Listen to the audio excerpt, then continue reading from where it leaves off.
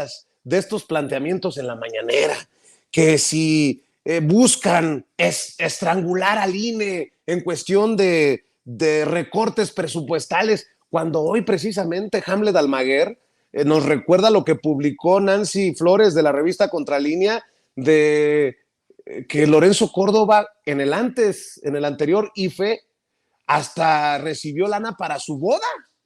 Oye, esto es no tener vergüenza, también con mucho respeto para los colegas, que no se manchen, que hagan su tarea y que se den cuenta de qué están defendiendo, ¿no? Claro, ¿cuál estrangular, Vicente? Pues es acogerlos a la realidad que vive el país, la disminución de presupuesto que van a tener, cerca de 5,000 millones de pesos, es ajustarlos a la realidad, decirles que estamos en un país en donde la cuarta transformación inició su curso en 2018 y en donde pues la gente ya no tolera este tipo de excesos, un INE faraónico con consejeras, con consejeros hipócritas y cínicos, corruptos, que se han acostumbrado pues a vivir del presupuesto y a vivir de un presupuesto multimillonario, Vicente, en donde el presidente ha sido muy claro en poder tener a todas las instituciones de este país pues acorde al gobierno, al ejecutivo federal. Pues no podemos dar espacios a estos pues reyesuelos, Vicente, a estos tipos que se creen los dueños del país y que quieren seguir viviendo como caciques, como faraones a costa del sufrimiento y de la pobreza de la gente, Vicente.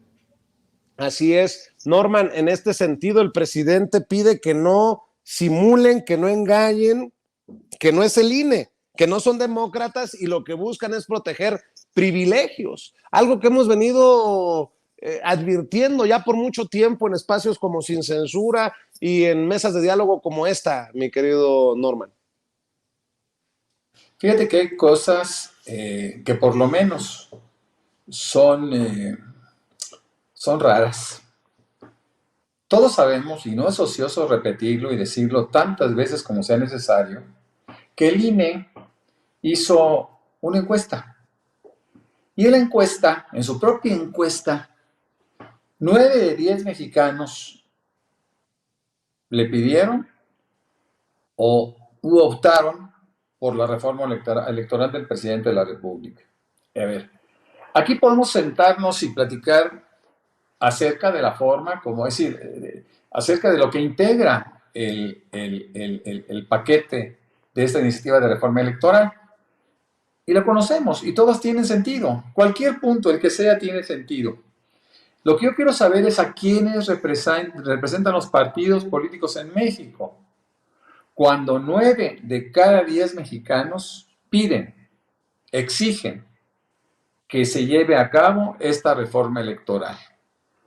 Es decir, nosotros sabemos que un diputado, y es importante que lo sepan los diputados que nos escuchan, y la gente, para que los presione. Los diputados representan los intereses de la gente. Bueno, el interés de la gente es que haya una reforma electoral. 9 de cada 10 mexicanos piden, exigen que se haga una reforma electoral. ¿Por qué? Porque no soportan siquiera la posibilidad de saber que de sus bolsillos sale mantener a 200 diputados plurinominales que no tienen razón de ser. Ahí tenemos a Mariana Gómez del Campo y tenemos a la eterna Kenia Rabadán y gente, vividores, ¿no? Que no tienen sentido que estén en la política porque además no aportan absolutamente nada. Sabemos también, y es importante puntualizarlo, que el voto mexicano es el más caro del mundo. No es posible que México, en una condición de competencia económica con el resto del mundo, sin ocupar el liderazgo, hay que decirlo, tenga que pagar el voto más caro del mundo.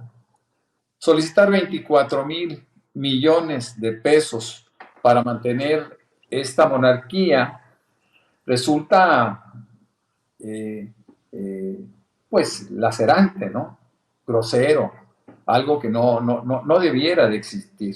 Pero bueno, pero existe. Los consejeros, y lo sabemos muy bien, los consejeros y los magistrados del Tribunal Electoral del Poder Judicial de la Federación son o eran cuotas de partido, eran nombrados por los partidos, era gente incondicional de los partidos. ¿Cómo es posible que tú le pidas a un árbitro que actúe como tal si tiene un condicionamiento de los partidos que lo pusieron? Que por cierto ninguno lo puso Morena, ¿no? Ni siquiera la esposa de Santiago Nieto, que ella es panista y tiene una mentalidad panista, y lo vimos en sus resoluciones personales. Entonces es importante se sepa, hasta ahora los consejeros, los 11 consejeros del Instituto Nacional Electoral y los miembros, los magistrados del Tribunal Electoral fueron impuestos, por cierto, por 9 años, por los partidos políticos o por los gobiernos en turno. Es importante que se termine con eso. Por eso la propuesta de que sea el legislativo quien haga la propuesta de que sean elegidos es decir, que ellos manden ternas y de esas ternas el pueblo elija, pues me parece razonable, sobre todo en el entendido que no queremos Santiago Skriles, que se decían apolíticos, que se decían consejeros ciudadanos y que terminaron involucrados en el peor partido de México, ¿no? En el PAN, además haciendo, teniendo una actividad muy grotesca y una actividad muy cuestionable, por decirlo menos. Es importante retomar el tema también del financiamiento que se le da a los partidos para que sobrevivan. Eso es un absurdo. El presidente ha insistido mucho que los partidos políticos deben de sobrevivir a través de las cuotas de sus militantes. Ahora, hay que entender también una cosa. No hay muchos militantes pasionales, Vicente. En general, los militantes de los partidos son acomodaticios.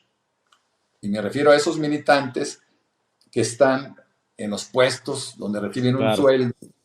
Entonces no debe de hacer esto. No tiene sentido que los partidos políticos en sus estructuras sean mantenidos por el gobierno, es decir, por el pueblo. Debe ser mantenido por su militancia para mostrar pasión, una pasión política que se ha perdido. Por último, quiero comentar de los de que nosotros tenemos 32 INES y 32 tribunales estatales, ¿no? Locales. De tal manera que ese termina por ser otro absurdo, ¿no? Esos 24,000 millones de pesos quizás se podrían reducir a 7,000 o a 5,000, ¿no? Y canalizarlos a obras fundamentales, ¿no? O a un gasto, no sé, en un programa social alterno, o fortalecerlo, no sé. Hay muchas formas de gastar el dinero, ¿no? Entonces, yo creo que todas las propuestas que están contenidas en esta reforma constitucional, esta reforma electoral constitucional, tienen sentido. Por eso, la circunstancia de que se puedan reunir nuevamente los partidos, sus coordinadores, y ofrecer cambios, ofrecer reformas a la reforma, pues se vale, forma parte también de la democracia. Lo único que yo no aceptaría, cuando menos en el corto plazo, por muchas razones, es la propuesta panista de la segunda vuelta. No es el momento, no es oportuno la segunda vuelta en nuestro país. Bueno, déjenme plantear